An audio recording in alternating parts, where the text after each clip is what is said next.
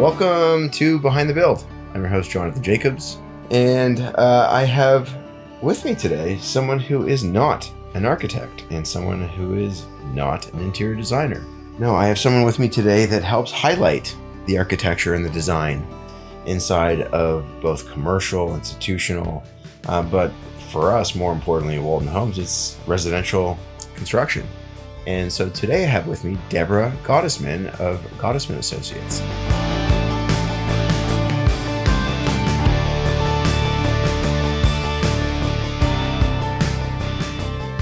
Deborah, thank you for joining.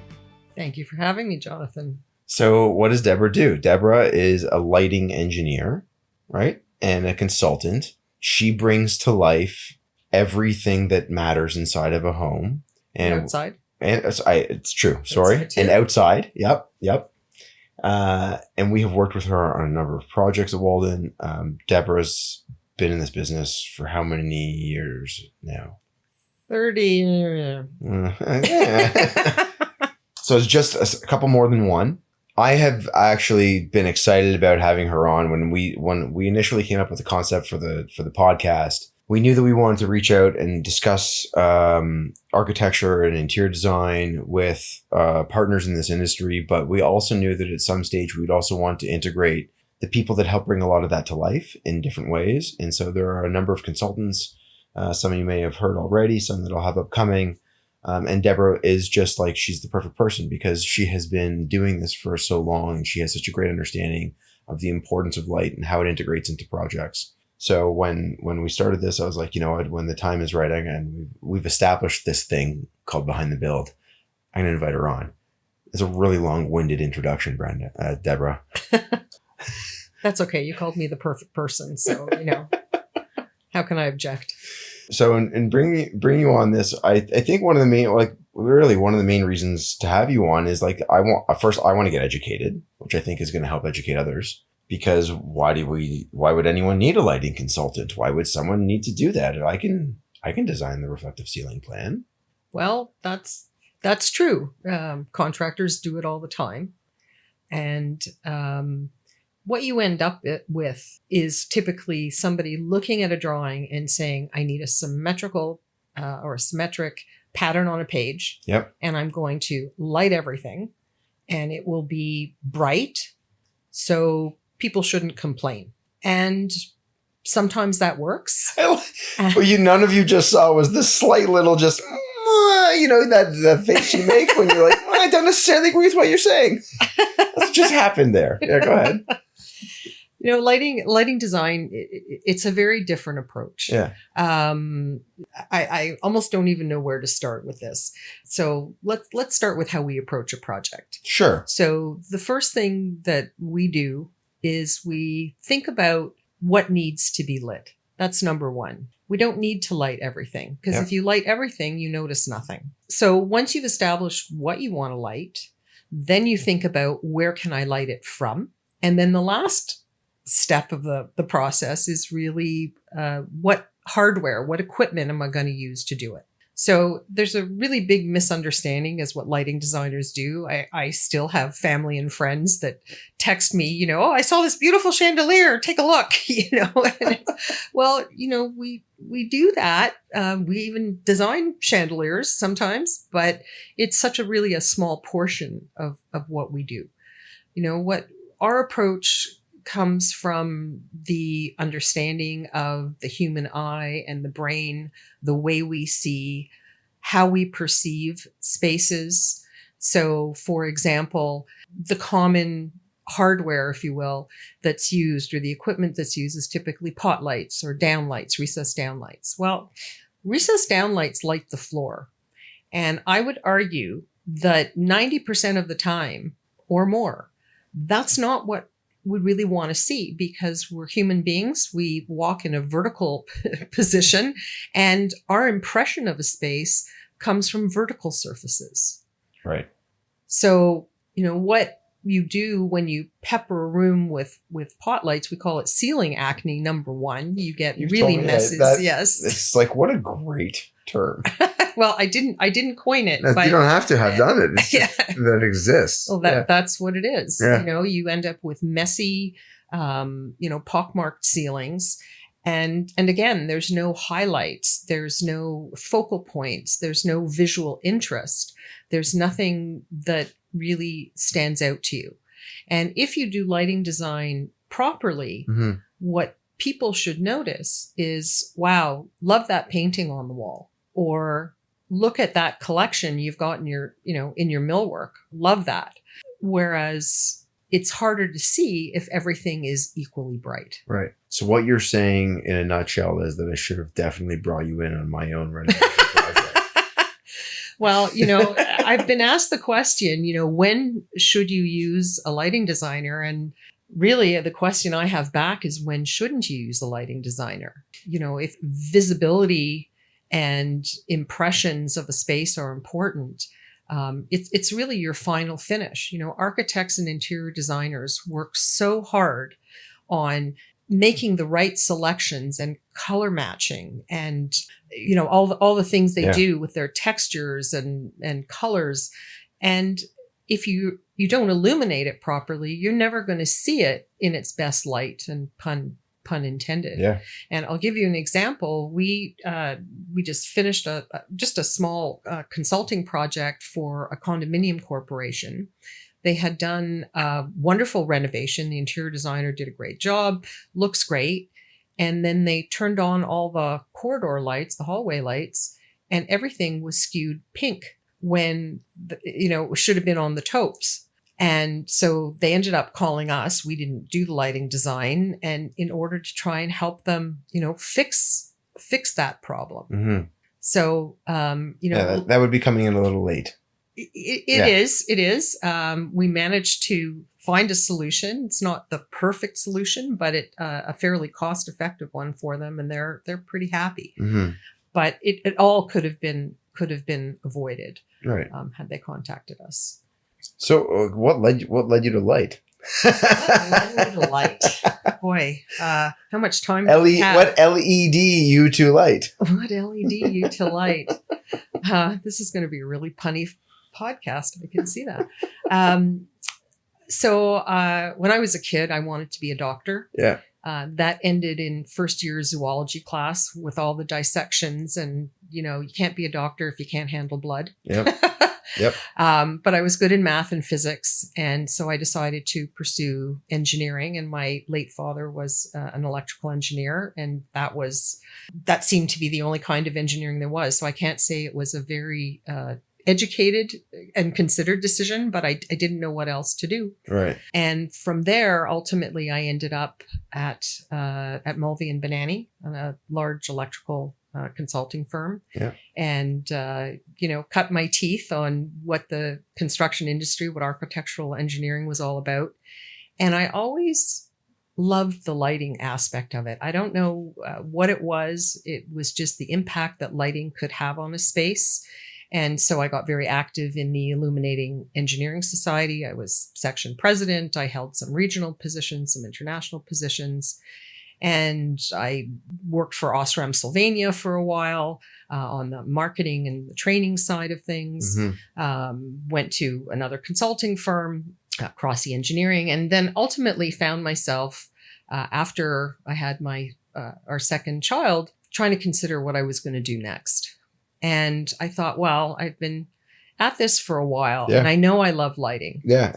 And the funny thing was that when I was looking for a job, per se, the lighting firm said, but you're an electrical engineer. And the engineering firms knew me from my work at Sylvania and whatnot. And they said, but you're a lighting person. So I was sort of stuck in the middle, saying, well, I can be both. And that's when I decided to open up my own practice and see where that led. And I haven't looked back. And how many years ago did you start the practice? Almost 20. 20 years ago. Almost 20. Well, I had opened the practice, just doing little things on the side, but full time, coming on 20 years now. Amazing. And so what were those small little things you were doing on the side? What was the scale? They were small projects. I think it started with one of my mentors, Jerry Cornwell, who had some too much work, and we had worked together before, and he asked me to do some design. I think it was of a fitness club. Okay. So I had done some work, and there was a synagogue that I was involved in that had a major flood, and the insurance company wasn't compensating them properly for the kinds of fixtures, and I was able to help them get proper compensation, and therefore they had the budget to do some proper lighting. So I did that. Mm-hmm. And I remember thinking to myself, I just love this. This is what I was meant to do. Lighting is both an art and a science. Yeah. The art is how beautiful you can make the space, but there's a lot of science. And with LED, it's, that's quadrupled. You've got a little chip in a light fixture that's, a circuit board, if you will, that's talking to a driver, that's talking to a dimmer, that's talking to a control system. Like, there's a lot of technology behind it as well. And I love that left brain, right brain work. Interesting. To be honest, I'd never put thought to what LED is. Yeah. So that, think about that for a second. It's a diode. A diode is an electronic component. It just happens to be one that emits light. So, we've had LEDs for I don't know how many years, 50 years, 60 years, not necessarily as a light source. Right. And believe me, when I first started my own practice 20 years ago, things were very, very different. Color consistency was impossible.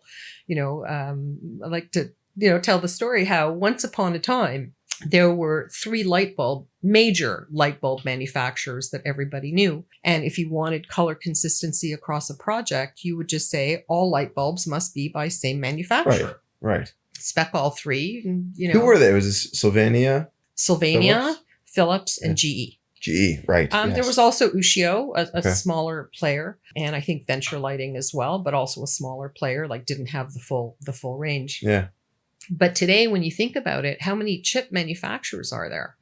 Thousands? 10,000? From the emails I get from the Far East, I don't know. There really are. There are thousands. And so it's taken the industry some time to get things like binning properly. And that's just making sure the color of each chip is within the same range. Right. So that, if you want to specify a 2700 Kelvin or a 3000 Kelvin by one manufacturer, it's not going to look too different from somebody else. But there was a lot of growing pains, and that was very difficult to navigate. I could imagine. Mm-hmm. And so you engage in the startup of this practice that is now almost 20 years in. And how did you start to source some of these larger scale projects? Was it inbound work that you were getting from former employers, or how did you kind of scale the business to be? You're asking me to dig deep here. I always say I have a good memory. It's just really short. So I think a lot of it was referral. It was. This really is, and you probably find the same with Walden. It's a referral business. People don't, open the phone book, although they have, or they've not the phone book. Maybe people don't even know what that is anymore. But, I have been Googled. People have found me, found our website and contacted me. But for the most part, it is really a referral business. And you find that the referrals are coming largely from the design community, or is it coming from builders? Where do you get it? Boy, it's all over. We have some repeat architect clients, same with interior designers, some builders, as you're one of them, that I really appreciate. And even through friends or friends of friends, done a number of projects like that where people would never have any clue what is a lighting designer, but because they know us, then they start to appreciate the work that we do. Most people don't necessarily know what good quality lighting is. You didn't see my little air quotes, but what is good quality lighting? But they've experienced bad lighting. Yes. And they know what they don't want. Yes. But can people communicate what they don't want in the right way always? Well, what's the right way? I don't know. You say, I don't want to get headaches. Or we had a client that was visually impaired. And so, depth perception was harder for her. Well, on that project, we did less contrast. Oh, interesting. She needed. So, we can interpret that. We can dig dig deeper with them. We've we've found out some very interesting details about clients when you ask questions, because you really need to understand what they mean. So it's kind of a good question that you ask. Yeah, like and that just leads me down the path of more questions on this topic of what have been some of the greatest challenges you've had to face with managing people's need for light. You just talked about one with in some level of like, what did you say? Depth perception. Depth perception. So what are other types of challenges that can be found with a client? On one commercial project, talking to the receptionist, her lights were always off before the renovation. And so of course that triggers something in me to start chatting her up. And she said, well, these pot lights over my head, they give me a headache. I leave with a headache if I don't work in the dark. So that informed the way we designed the lighting for the reception area. There was a big beam crossing over her desk, mm-hmm. and we put the fixture on the other side so that she had no view of the. No, it was downlight. Oh, it was a downlight. Got it. But it was from her perspective, it was this light source was behind the beam. Got it. So she had no visual contact with the light source. Right. And we also put some light behind her, and it filled the space with enough light for her to be able to work and see. And I get a hug every time I walk in there. So that's very gratifying. Yeah, I would say. And she's still there, right? Because she's still there last time. She can perform now properly. Exactly. Right? Without turning their lights off. Yeah. So. Okay. And what about someone who, and I'm just throwing this out there, was someone who's colorblind? What does that look like? Well, that's very interesting that you asked that question, because we're just finishing a project. I don't know if you're aware that on the I'm not going to mention the name because it is a large residential, but on the project we're working together on now, that the owner is colorblind, and but they are able to perceive certain colors. And so we're actually using a really interesting product. Are we able to? Yeah. Go ahead. So Lutron has a fantastic tunable white RGBW, meaning it can go from any color of white, from warm to cool, and also color change in a lot of the spaces, because the client can actually perceive the colors. We can enhance the blues. We can enrich them, and that was important to him. Interesting. Yeah. So you literally changed the entire living experience for an individual, mm-hmm. years into their life that they've never ever had before. Exactly. And you make a decision today, and then you live with it forevermore. Yeah. So we're pretty excited about that. Yeah. I would say that one of the both great things about this podcast and one of the detriments to this podcast is I keep realizing all the things that I should or should not have done for myself. Of course. And I don't know if you're out there listening, and let's say you're an architect out there listening, and you're living in your home and you haven't fully pursued what you've put out in architecture for yourself, or interior designer, and you haven't put it out there for yourself. And the same thing in like lighting, right? Do you have an opportunity to get to do it all for yourself, and you don't always get to do it because you're just so busy with everything else that you're doing for others. That's right. I mean, we've done our own home, over time. Yeah. Where we finally got it, I think, to where we like it. But to your point, Jonathan, I'm still waiting for the project that comes out perfectly.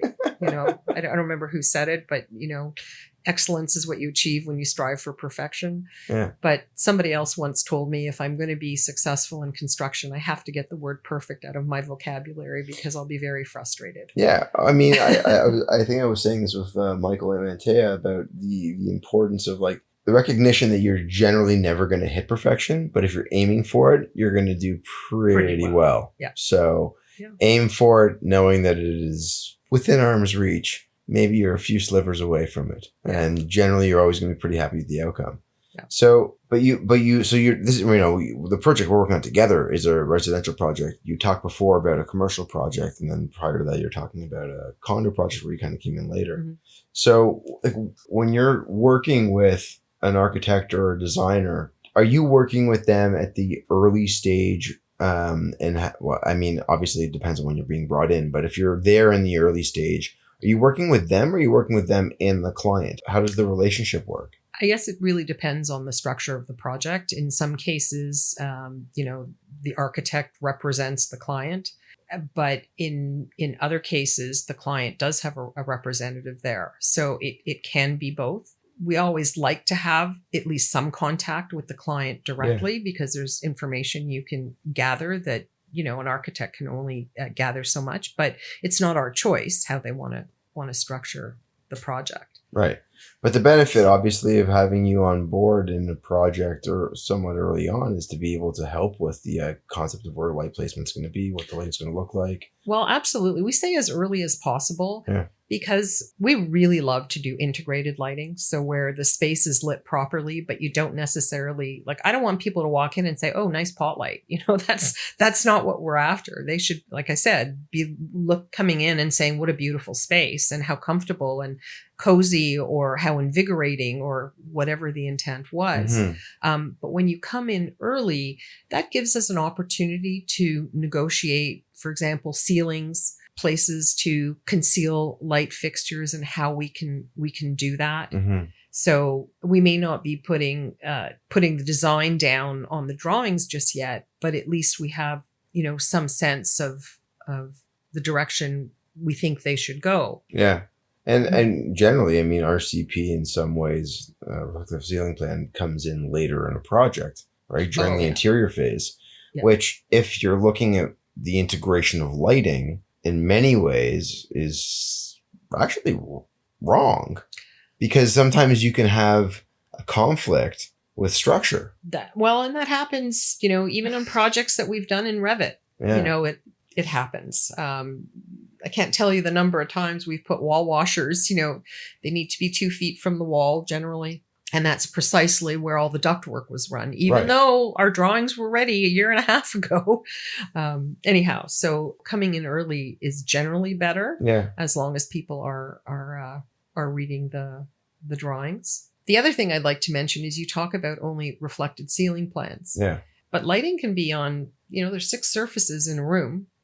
Sometimes more, depending on what the roof structure is like. So what are your 6? Well, you've got generally in a square room or a rectangular room, you've got 4 walls, a floor, and a ceiling. Okay. So we do put lights in floors, or we can. Yeah. We can certainly put them on walls and in the ceiling. So you're not really limited to that.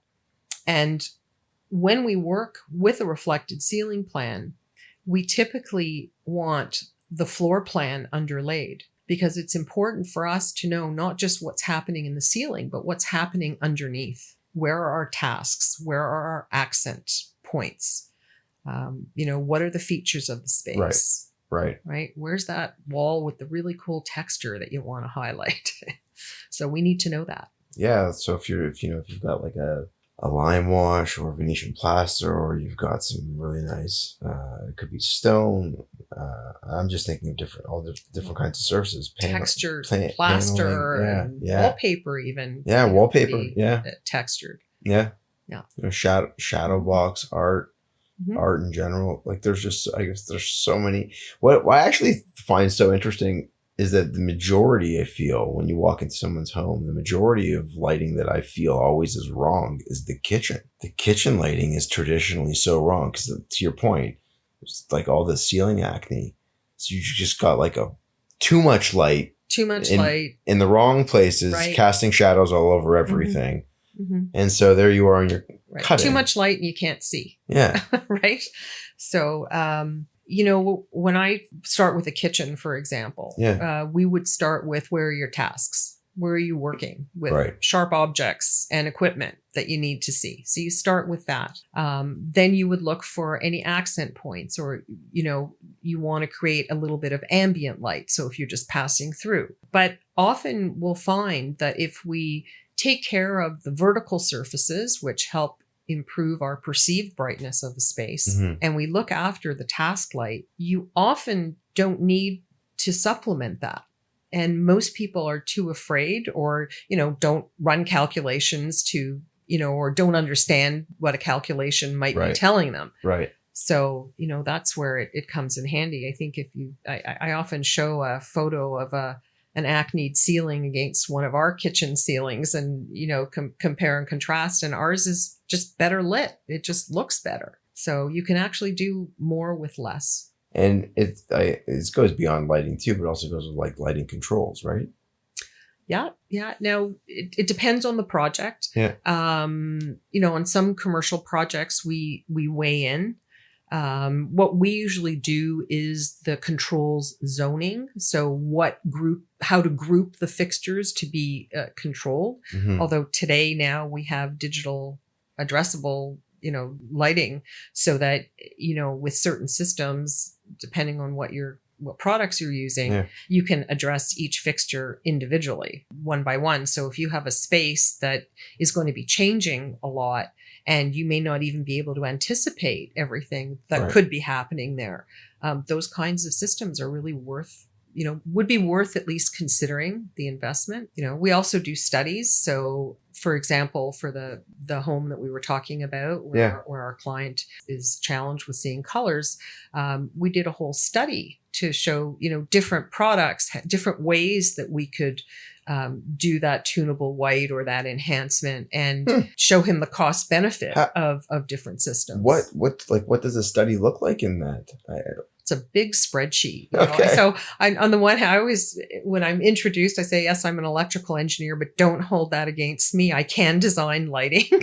I have done all of architectural engineering, in some big projects downtown. Yeah. But I always felt like I was, what do they say? A jack of all trades, master of none. Yeah. And because I always loved lighting, that's what I wanted to be, become the expert in. But it takes a lot to get there. And it's not an insult to electrical engineers to say they don't have the time or typically the budget, the fee, to delve much deeper than a checkerboard pattern, and just to, have enough light. Right. And to consider how much glare is this fixture going to give me versus that fixture. Right. We do a lot of sample sourcing to show our clients what the differences are. Mm-hmm. So we approach our projects with a great deal of rigor. Right. So that there shouldn't be surprises, at the end with what you're going to get. And do you find that when you are provided with the opportunity to be able to be engaged on these projects, you find like most of the time people are completely blown away at the service that you can bring towards their projects? Or do you feel like some people don't necessarily understand it? I would say it's a mix. Okay. We're usually pretty good on service. That's what our clients are paying for. Look, we're a boutique firm. Yeah. We're not necessarily the most expensive out there, but we're certainly not the least expensive, because it takes time to do the work that we do. And you've seen our website, and you've seen, we've worked on projects, so you know the work. Which have won lighting awards. We have won many, which we're very proud of, but we work hard to get there. But, we just had a situation with another client, not your project, where, delays in delivery, clients are upset, and, we have nothing to do with that. Typically, we do the design, we write the specifications, we create the drawings, and then it's really up to either the general contractor or the electrician to do the ordering. But they were still upset, so we do get involved in all kinds of things. And as upset as the clients were, because they are experiencing a bit of a delay, it could be the contractor didn't order it quick enough. Like, I don't know. I'm not looking to point fingers. That's not what you were there for. I want to keep them happy. Yeah. And she actually thanked me very much for the service. So it is nice to get that acknowledgement. You don't always get it. Yes. But we work really hard at that. This is a relationship business. It's a referral business. Yeah. And you're only as good as your last project. So you better make them all good. And how do you find about new technologies and products? Like, I'm sure your inbox is inundated, as you had mentioned before, but to filter through that, how do you get to know everything? We work very, very closely with the lighting agents and manufacturers.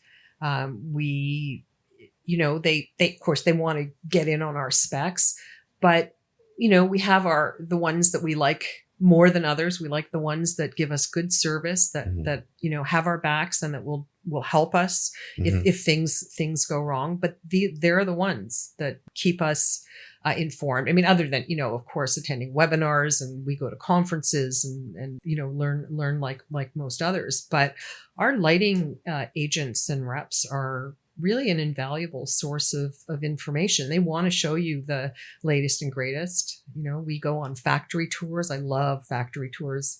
It's so much fun. I did a post on LinkedIn. I don't know if you saw it, where I was showing some of the equipment, the laser cutting, and I don't know. I'm fascinated by all that. And have you been in scenarios where you've had the opportunity to go and chat with the engineers at these companies? Oh yeah. And talk to Oh them yeah. about how they're manufacturing, how they come up with the designs. Oh yeah. Yeah? Oh yeah. And we've had input onto product development as well. Oh, really? Yeah. There's a local manufacturer here that often reaches out to me, and not far from where I live, and will show me prototypes, and what do you think of this and what do you think of that? And frankly, when our reps come in, and they they're these are agents, so they rep a number of products. So the one manufacturer will come to town, and they bring them to our office. We're pretty good at feedback. I don't think it serves anybody just to smile and say, okay, thanks. Yeah. Like, it doesn't help us either. If we can give them an idea of something that might work better. And actually on the project I keep referring back to, our most current project, because we're doing the tunable white and color changing in most of the house, even in the pool, there's a special, it's really cool. It's almost like a bendable tube of light. And it was color changing and white, but not tunable white. So you would only get one color of light. And the client wasn't happy with that. So we spoke to the engineering group, and through our rep, and within a couple of weeks we got a green light saying, yeah, we're going to do this now. And now the product is available in the full spectrum as well as tunable white. Incredible. So I had no idea about this. Yeah, lots of fun. Yeah. Okay. Pushing the envelope. Yeah. And lighting it up so you know where it is. When it comes to like large scale, like an office tower, have you worked in that environment as well?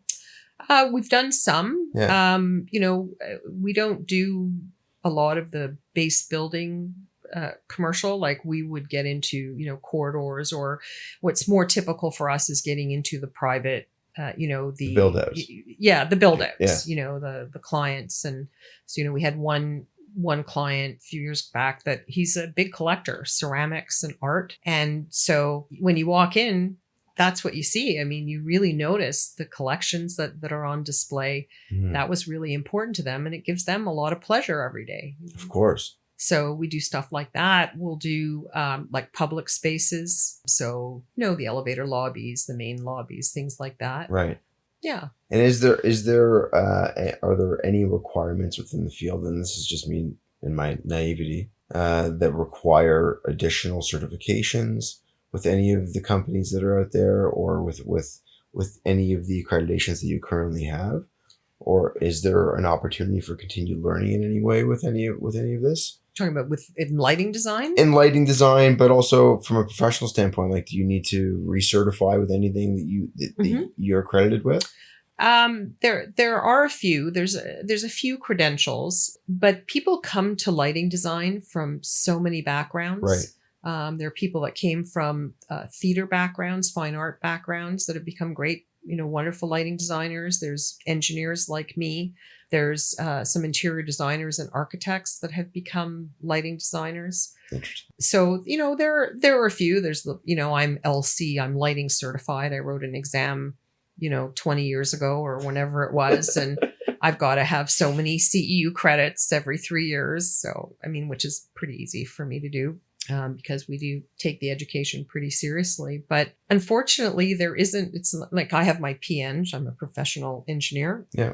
But there isn't really a credential that the public seeks out. There is a certified lighting designer credential, which I will admit I don't have at this stage in my career. It's a big portfolio application. So I probably should do it in my spare time.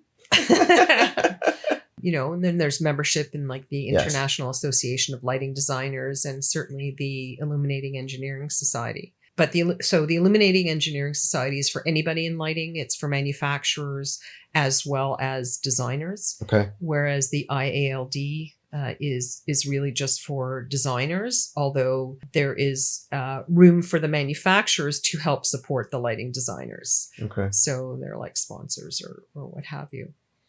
But so the Illuminating Engineering Society, or the IES, that's what many architects may have heard of that. So they write the Bible, the lighting handbook, and then different practices for different applications. And I do sit on the residential lighting. And so I can actually say I helped write the book on residential lighting. And that's the updated is due to be released, I think, next year. Okay. So that was a lot of fun. Mm-hmm. And all volunteer, of course. Of course. And in terms of the scale of the practice, so you have yourself, and do you have other staff, and do you fluctuate in staff? Yeah. So what does that look like? I fluctuate. It is associates, so it's need be. Right now we're three of us. Okay. But even the largest practice in the city, I think, is only 10 or 12 people. So, and that's with one of the big firms. Right. So, but it's at a manageable size. It's still important that we have a personal touch. Yeah. We don't like to cookie cutter anything. Otherwise you wouldn't be involved. If it was cookie cutter, you wouldn't be there. It's boring. Yeah. It's too boring. Right. Probably could make a lot more money, but it's not what it's about, right? Right. You want to get up in the morning and be excited to go to work. Yeah. And, there've been, as most people, we all have life's ups and downs. And I will tell you that work has pulled me through on some of those downs, being excited to go to work every day. Yeah. And be creative. Yeah. or be technical or write a report. I mean, every day can look very, very different. Right. So it certainly keeps us interested. And, my team members have been, like, I've got one person that I work with, Sharon, who her background is as an artist and a color consultant, and then went on, to study lighting at Ryerson, at Toronto TMU. Back then it was Ryerson. It was Ryerson. True. Another one that I'm working with currently, she has her own practice as well, but is Dawn, and Dawn is an architectural technologist. Oh, interesting. Right. And I've had other people that I've worked with that have been, masters in architecture, but their focus was on lighting. So I actually love that. I love the different perspective. Yeah. I don't, I get involved in projects to some degree, but they're very competent designers. Yes. And we don't always agree. And that's okay too, because I think there's more than one way to design a space. Mm-hmm. And sometimes what we'll do, and I always say, don't say whose idea was who. It's not important. It's not about ego. It's about what's going to be the best fit for this project. So we will present two ideas and let the architect, the homeowner, the client, let them decide, because they both can be very valid. Right. And in terms of volume of projects, how many do you typically manage? How many are... it does fluctuate. This summer's been a little bit softer, but we've had as many as, I think, 12 on the books in various stages. Once we've issued the specs and the drawings and we're on the construction phase, we don't have as much involvement, except for the odd, some field reviews and, any issues with products and, little things come up here and there. Right.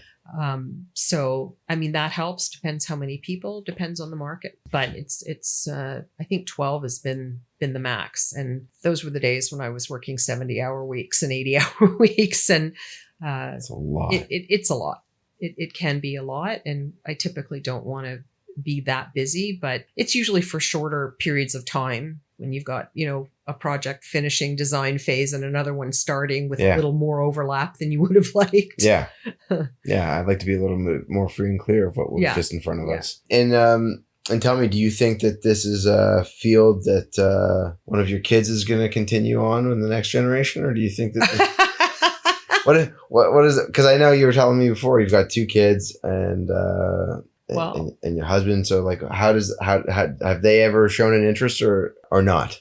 I would say not. Okay. Yeah, our older one just is graduating from University of Ottawa in political science Okay. and economics. That's his passion. And our younger one is more into hospitality, Sure. and that's okay. We Yeah. never, I think what you want for your children is that they should leave everyone says, I want my kids to be happy. Well, I want my kids to feel fulfilled and to have meaning in their life. And that's what will make them happy. So if they're passionate about something and they want to work at it all the time, that's great. I've heard another argument where they say that find something that you're just competent at, because then you will do well, financially, and then you can afford to do the things that you love. So I guess that's another approach. But I think both our boys are our 20 and 24-year-old boys.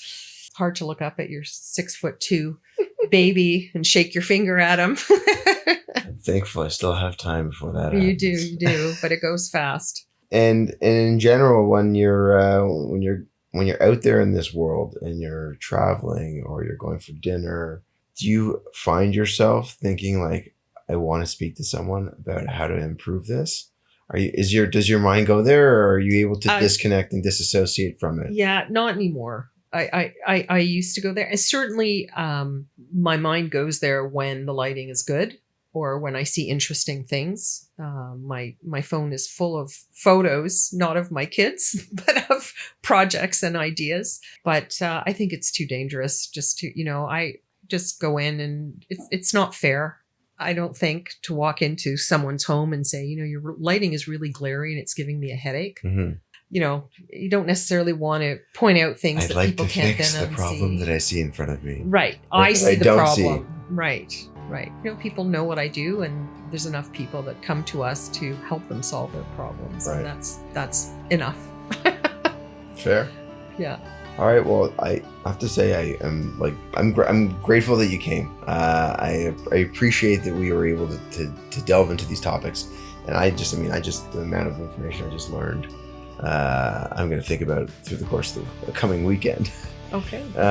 And so thank you for taking time away from all of what that you do, and I appreciate it. Well, you're very welcome. It's always a pleasure to talk to you, Jonathan.